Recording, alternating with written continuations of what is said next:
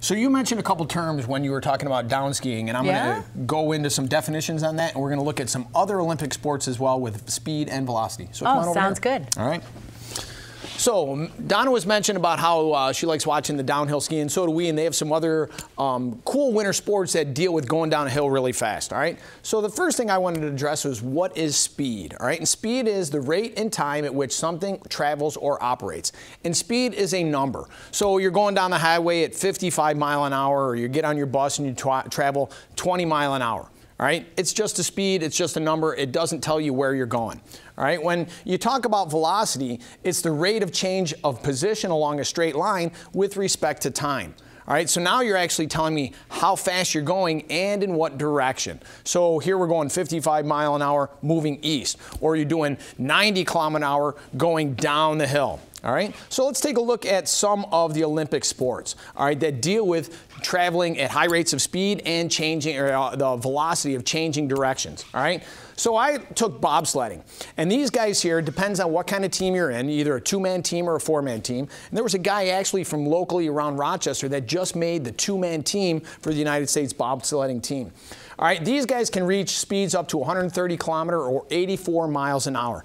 And there's some things that contribute to that. All right, so now some of the factors that are going to affect how fast a bobsledding team or sled is actually going to move is the momentum they gain at the top of the hill. Now, one thing that the United States has incorporated is where they'll recruit these really good track stars. And the reason they want to do that is because these guys get the sled moving really, really fast at the beginning so that you've got to jump on the speed and your acceleration as you're going down the hill. All right, so another thing that's going to affect how fast the sled goes is how many people are in the sled.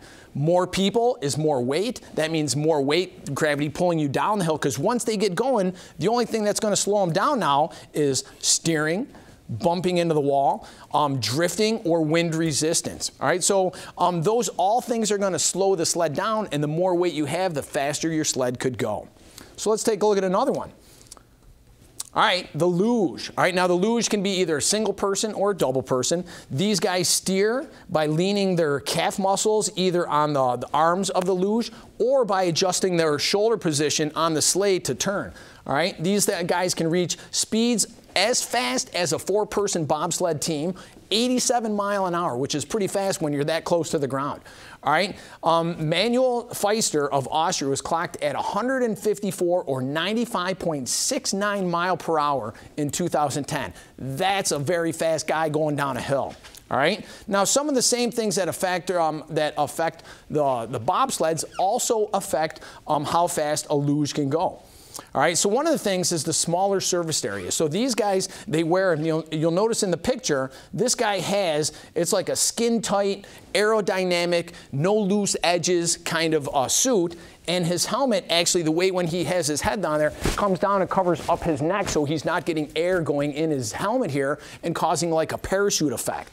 All right, so these guys, how much air, how much resistance and they have on the starting part and where they actually start. Singles, I found out, start at the same height that the bobsled guys do, at the very top of the hill.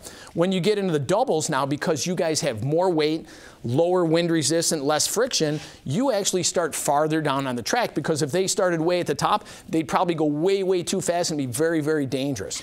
All right?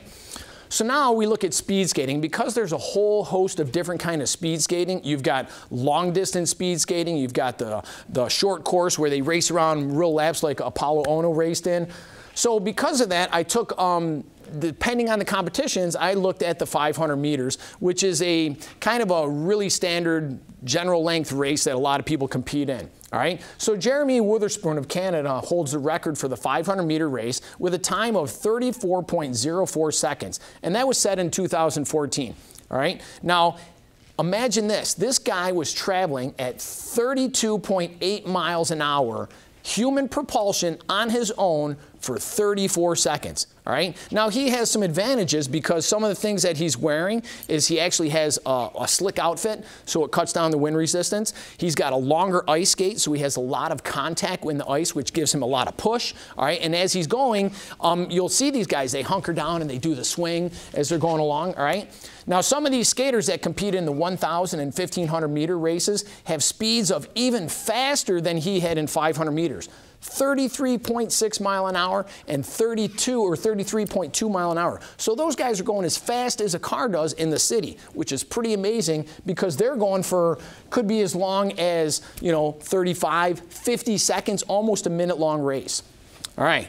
My last one that I came up with here was the downhill skiing or alpine. And again, now there's a couple different kind of variations. You have the straight downhill ski where they go almost straight down the hill, but it's not really straight down the hill. Then you have the slalom, the giant slalom, and then there's like the moguls and all kinds of stuff. Now this race, the course is about 3,500 meters long. All right, and the racers can reach speeds of up to 85 miles an hour. Now, some of the things that these guys with is they're not traveling 85 mile an hour the whole way down the hill. There's sections that they set up where they can get in a tuck and they can go really fast. And then there's a lot of parts on the race where it's steep and they have to do very technical turns.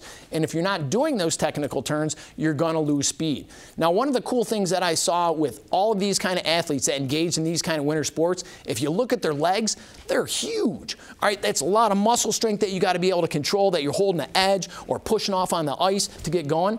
Now in the downhill, these guys average about 40 to 50 miles an hour. So we've got about 2 weeks away, and then we're going to be cheering on the United States or your national country to see who is going to bring home the most gold medals. All right, and I hope your understanding of speed and velocity gives you a little bit better understanding of what these guys deal with and how velocity changes as you're going down the course. Thanks for watching.